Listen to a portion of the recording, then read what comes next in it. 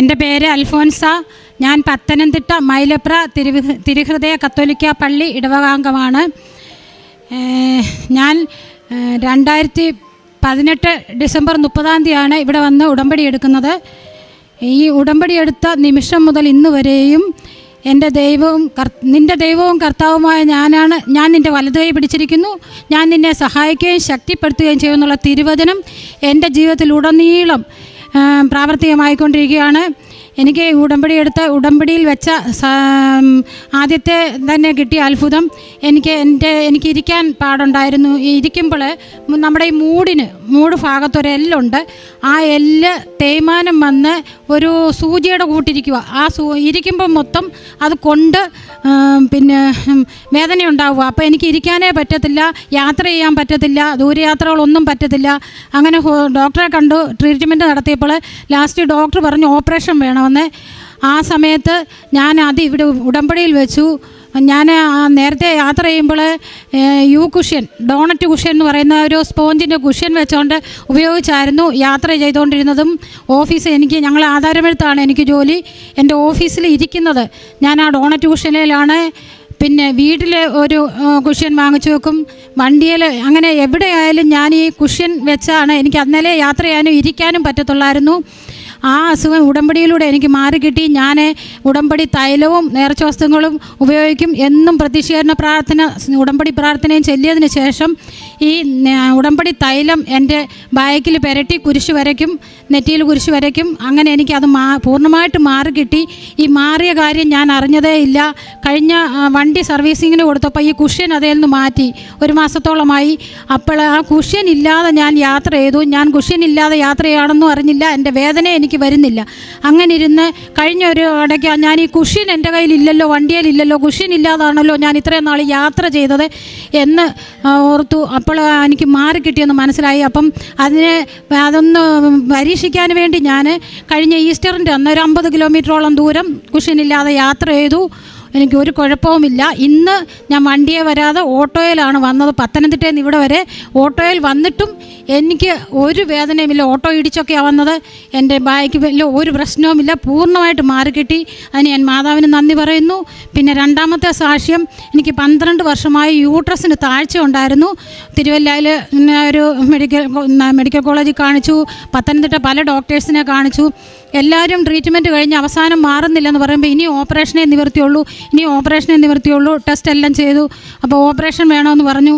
അത് ഞാൻ ഉടമ്പടിയിൽ വെച്ചിരുന്നു. അപ്പോൾ ഒരു ദിവസം നമ്മുടെ ജോസഫ് അച്ഛൻ്റെ ആരാധന സമയത്ത് ഞാൻ ആരാധനയിൽ കൂടിയപ്പോൾ അച്ഛൻ പറഞ്ഞു, നിങ്ങളുടെ അസുഖങ്ങൾ ഉള്ളവർ ആ ഭാഗത്ത് കൈവച്ച് പ്രാർത്ഥിക്കുക, പൂർണ്ണമായിട്ട് വിശ്വാസത്തോട് പ്രാർത്ഥിക്കാൻ പറഞ്ഞു. ഞാൻ ഉടമ്പടി തൈലം വയറെ പുരട്ടിയിട്ട് വയറിൽ കുരിശ് വരച്ചിട്ട് വിശ്വാസ പ്രമാണം ചൊല്ലി ആരാധനയിൽ പ്രാർത്ഥിച്ചു. എൻ്റെ ആ യൂട്രസിൻ്റെ അസുഖം മാറിക്കിട്ടി. ആ മാറിയെന്നുള്ളത് പിന്നെ അതും ഞാൻ അറിഞ്ഞിട്ടില്ല. അപ്പം പിന്നീട് അടുത്ത ഓപ്പറേഷന് വേണ്ടി നിശ്ചയിച്ച കോട്ടയത്ത് ഒരു യൂട്രസിൻ്റെ ഓപ്പറേഷന് വേണ്ടി തീരുമാനിച്ച് ആശുപത്രി വിളിച്ചത് ബുക്ക് ചെയ്ത് രാവിലെ 8 മണിയാകുമ്പോൾ നിങ്ങൾ ഹോസ്പിറ്റലിൽ വന്ന് അഡ്മിറ്റ് ആവണമെന്ന് പറഞ്ഞു. ഞങ്ങൾ ആശുപത്രിയിൽ അഡ്മിറ്റ് ആവാൻ വേണ്ടി എല്ലാം തയ്യാറായിരുന്നപ്പോൾ എൻ്റെ ഒരു ഫ്രണ്ട് അവിചാരിതമായി എൻ്റെ കടയിൽ കയറി വന്നു. അവൾ പത്തനംതിട്ട ഒരു ഹോസ്പിറ്റലിൽ എക്സ്റേ ടെക്നീഷ്യനാണ്. ഞാൻ അവളോട് പറഞ്ഞു, നാളെ ഇതുപോലെ ഞാൻ പോകുക, ഓപ്പറേഷന് വേണം. അപ്പോൾ ആദ്യം അവിടുത്തെ ഡോക്ടറെയായിരുന്നു ഞാൻ കാണിച്ചുകൊണ്ടിരുന്നത് ആ ഹോസ്പിറ്റലിൽ.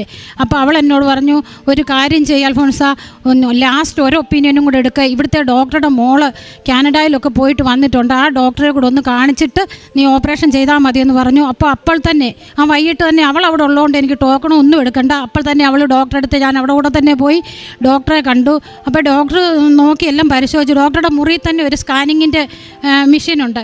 ഡോക്ടർ ആ മെഷീനിൽ പരിശോധിച്ചിട്ട് പറഞ്ഞു, ആര് പറഞ്ഞു യൂട്രസിന് പിന്നെ താഴ്ച ഉണ്ടെന്ന്? ഞാൻ പറഞ്ഞു, ഡോക്ടറെ എനിക്ക് ഇപ്പം എന്തൊക്കെ അസ്വസ്ഥതകൾ. ഞാൻ പറഞ്ഞു, എനിക്ക് യാത്ര ചെയ്യാൻ പറ്റത്തില്ല, മൂത്രം പോകുന്നു, അങ്ങനെ അസ്വസ്ഥതകളുണ്ട്. ഡോക്ടർ പറഞ്ഞു, എനിക്ക് യൂട്രസിന് ഒരു കുഴപ്പമില്ല.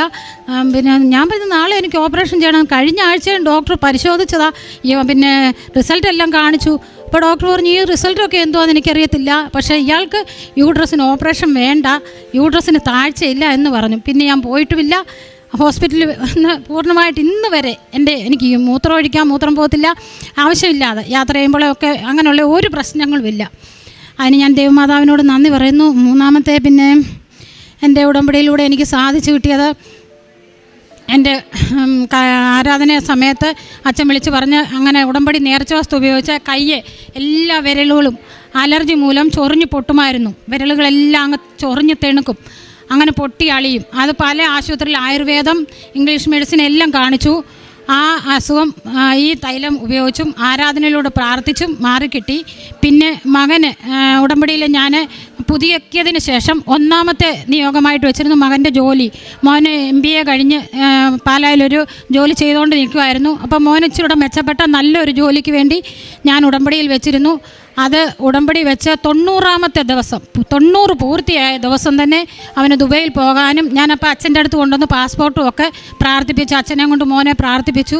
90ാമത്തെ ദിവസം തന്നെ മോന് ദുബൈയിൽ പോയി. മോന് അവിടെ ചെന്ന് വിസിറ്റിംഗ് വിസയിലാണ് പോയേ. മോന് 2 മാസമായപ്പോഴത്തേന് മോന് ജോലി കിട്ടി. മോൻ ദുബൈയിൽ ആഹാരവും താമസവും യാത്രയും ഒന്നും ഒരു പ്രശ്നമില്ല, സുഖമായിട്ട് കഴിയുന്നു. പിന്നീട് എൻ്റെ ഹസ്ബൻഡിന് കിഡ്നിയിൽ കല്ലുണ്ടായിരുന്നു. അത് ഞാൻ ഇതിനകത്ത് പറഞ്ഞിട്ടില്ല. അത് ഡോക്ടറാണെങ്കിൽ അതും ഇതും പല മരുന്നുകൾ കഴിച്ചു, മാറുന്നില്ല. ഓരോ പ്രാവശ്യവും ഡോക്ടർ അത് ഇത് സ്കാൻ ചെയ്ത് റിപ്പോർട്ടെല്ലാം കാണിച്ചു തരും. ഞാനത് ഉടമ്പടിയിൽ വെച്ചിരുന്നു. എന്നിട്ട് ഞാൻ മാതാവിനോട് പ്രാർത്ഥിച്ചു, മാതാവേ ഇപ്പോൾ സ്കാൻ ചെയ്ത് റിപ്പോർട്ട് കൊണ്ടുവരാൻ ഡോക്ടർ പറഞ്ഞു. ഞാൻ മാതാവിനോട് പ്രാർത്ഥിച്ചു, മാതാവേ ഞാൻ സ്കാൻ ചെയ്ത് റിപ്പോർട്ട് കൊണ്ടുചെല്ലുമ്പം ഡോക്ടർ ഇനിയും തലേ പ്രാവശ്യം വരെ പോയപ്പോഴും ഒരു 5-6 കൂട്ടം മരുന്ന് കുറിക്കുമായിരുന്നു.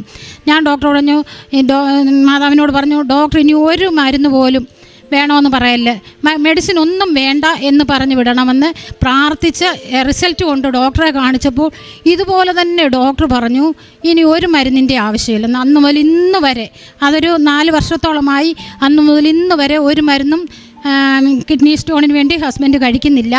പിന്നീട് മോൾക്ക് ഡെലിവറി കഴിഞ്ഞ് ഒത്തിരി അനുഗ്രഹങ്ങൾ കിട്ടിയിട്ടുണ്ട്.